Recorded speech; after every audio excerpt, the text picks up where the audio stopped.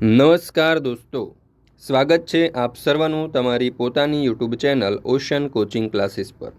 મિત્રો, આજે આપણે ધોરણ 10ના હિન્દી વિષયની જે પ્રથમ સામયિક પરીક્ષા 2023 એટલે કે જે પ્રથમ મૂલ્યાંકન પરીક્ષા અથવા તો પ્રથમ સત્રાંત પરીક્ષા 2023 છે તેનું ગુજરાત માધ્યમિક અને ઉચ્ચતર માધ્યમિક શિક્ષણ બોર્ડ દ્વારા જે પ્રશ્નપત્ર લેવામાં આવે છે તેનું મોસ્ટ આઈએમપી પ્રશ્નપત્રનું સંપૂર્ણ સોલ્યુશન આપણે આ વિડીયોની અંદર જોવાના છે।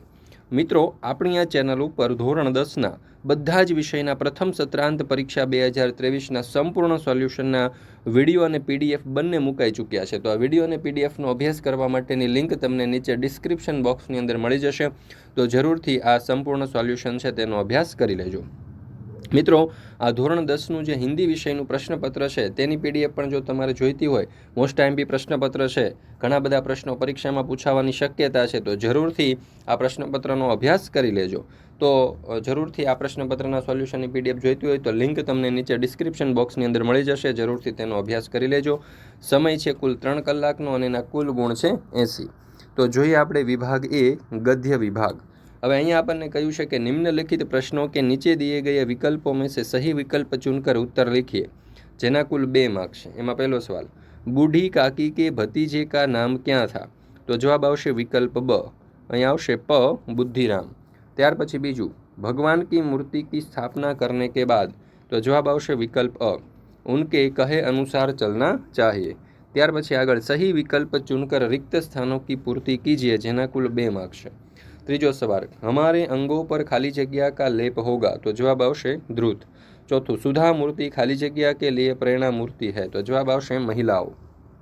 त्यार पछी आगळ, निम्नलिखित वाक्यों में से सही वाक्यांश चुनकर पूरा वाक्य फिर से लिखिए, जेना कुल 2 मार्क्स है। तो જોઈએ પાંચમો સવાल, दुनिया के लोग सदा इस खोज में लगे रहते हैं कि, तो जवाब आवशे विकल्प ब, जीवन को बड़े बड़े कामों में लगाए। ત્યાર પછી છઠ્ઠો સવાલ, बूढ़ी काकी गला फाड़ फाड़ कर रोती थी क्योंकि, तो जवाब आवशे विकल्प ब, भोजन का समय टल जाता था। ત્યાર પછી निम्नलिखित प्रश्नों के उत्तर एक एक वाक्य में लिखिए। एમાં સાતમો સવાલ, जीवन का लक्ष्य क्या है? तो जीवन का लक्ष्य आनंद प्राप्त करना है। आठवां, हम किसकी जय जयकार करते हैं? तो हमारे देश में बड़े बड़े नेता हो गए हैं, हम उनकी मूर्ति की स्थापना करके उनका जय जयकार करते हैं।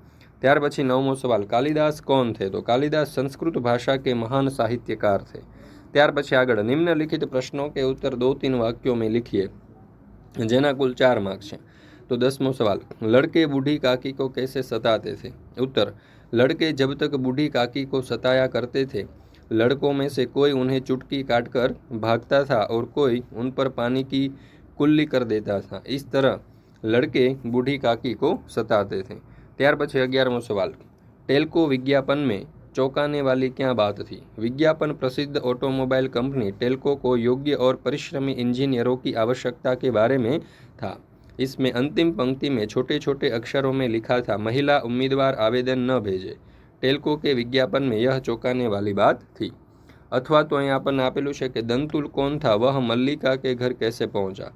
तो दंतुल उज्जैनी राज्य का राजपुरुष था। उसके बाण से एक हरिण शावक घायल हुआ था। घायल हरिण शावक अपनी जान बचाने के लिए कालिदास की गोद में आ गया था। कालिदास उसे लेकर मल्लिका के घर आ गए थे। रास्ते में हरिण शावक के टपकते खून को देखते हुए राजपुरुष दंतुल अपने शिकार को खोजते हुए मल्लिका के घर पहुंचा था। ત્યાર પછી આપણે જોઈએ આગળ, निम्नलिखित प्रश्नों के उत्तर 4-5 वाक्यों में लिखिए, જેના કુલ 3 मार्क्स છે। જોઈએ 12મો સવાલ, सुधा मूर्ति महिलाओं के लिए किस प्रकार प्रेरणा मूर्ति है? उत्तर, सुधा मूर्ति एक साहसी और दृढ़ संकल्प वाली महिला है। वे समाज विकास तथा समाज सुधार के प्रति समर्पित है। महिलाओं के प्रति अन्याय उन्हें सहन नहीं होता। टेल्को की ओर से इंजीनियरों की आवश्यकता वाले विज्ञापन में महिलाओं के लिए आवेदन न करने वाले वाक्य के खिलाफ उन्होंने आवाज़ उठाई और टेल्को में इंजीनियर के पद पर पहली महिला के रूप में उनकी नियुक्ति हुई। इनके बाद उन्होंने अपने पति नारायण मूर्ति के साथ इन्फोसिस जैसी कंपनी की स्थापना की।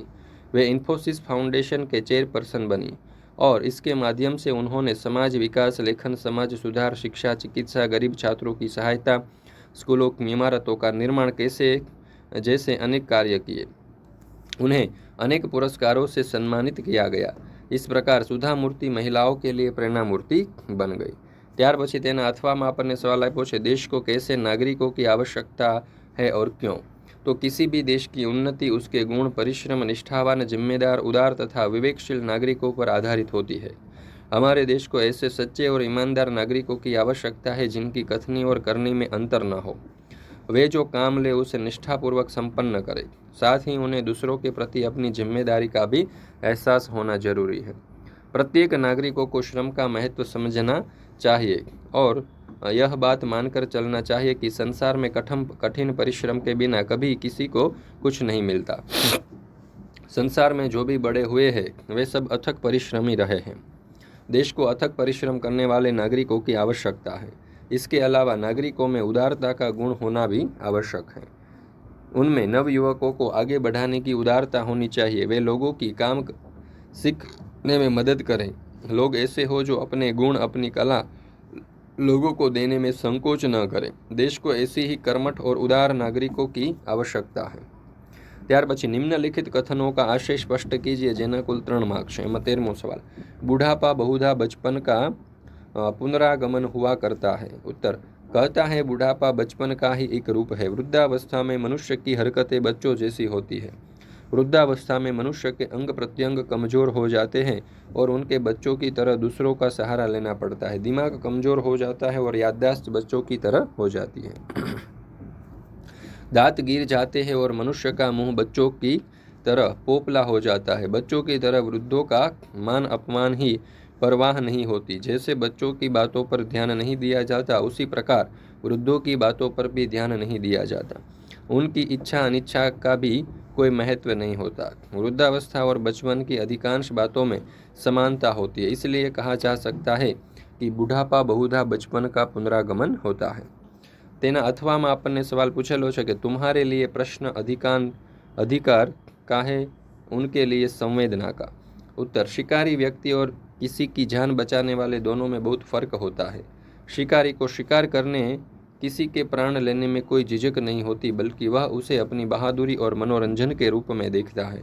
वह शिकार करना अपना शौक मानता है और शिकार पर अपना अधिकार मानता है। पर संवेदनशील व्यक्ति का हृदय किसी घायल प्राणी को देखकर द्रवित हो उठता है। वह उसका प्राण बचाने के लिए अपनी जान लड़ा देता है।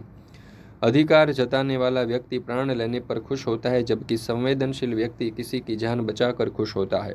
यदि कोई किसी को प्राण दे नहीं सकता है तो उसे किसी का प्राण लेने का भी अधिकार नहीं है। ત્યાર પછી છે વિભાગ બી, પદ્ય વિભાગ।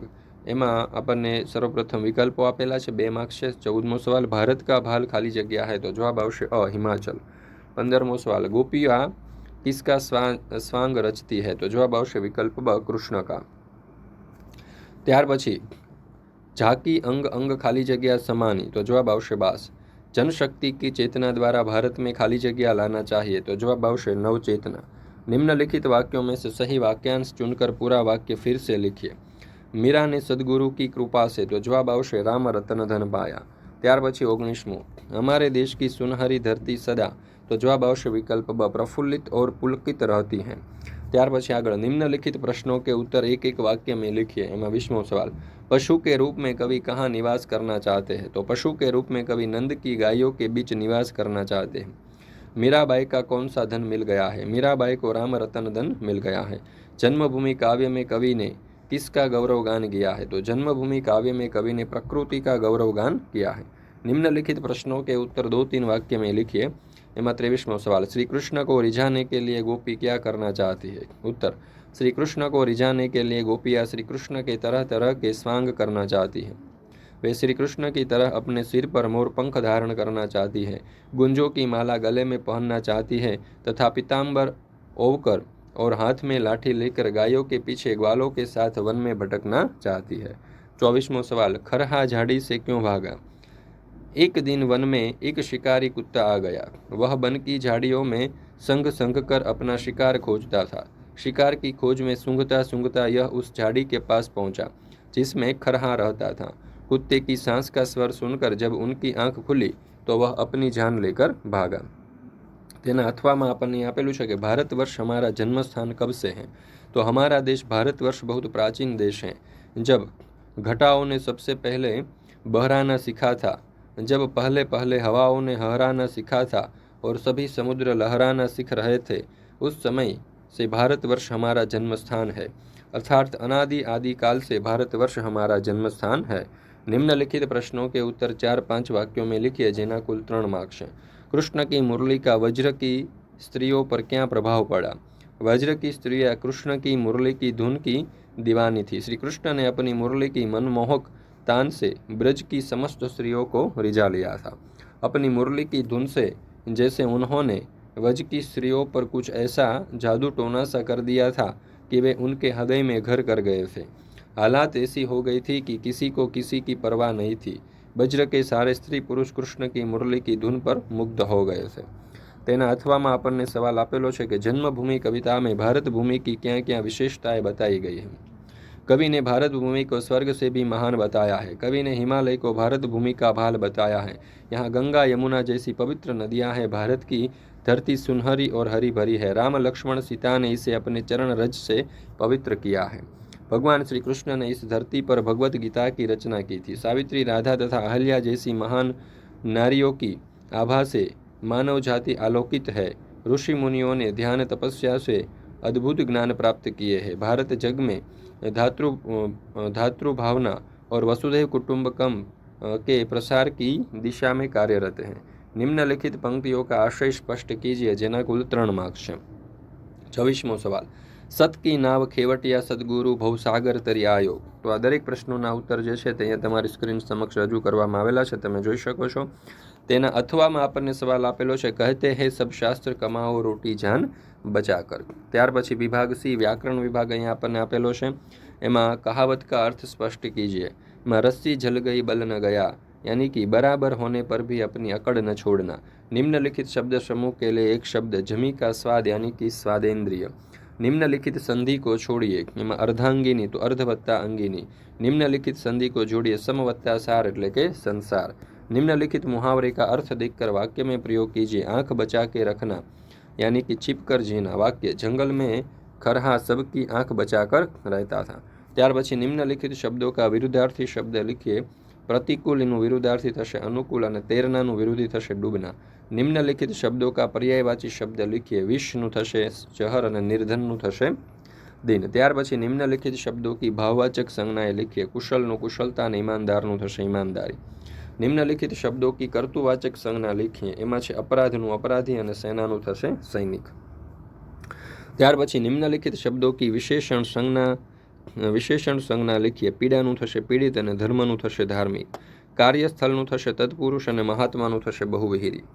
ત્યાર પછી થશે વિભાગ ડી લેખન વિભાગ।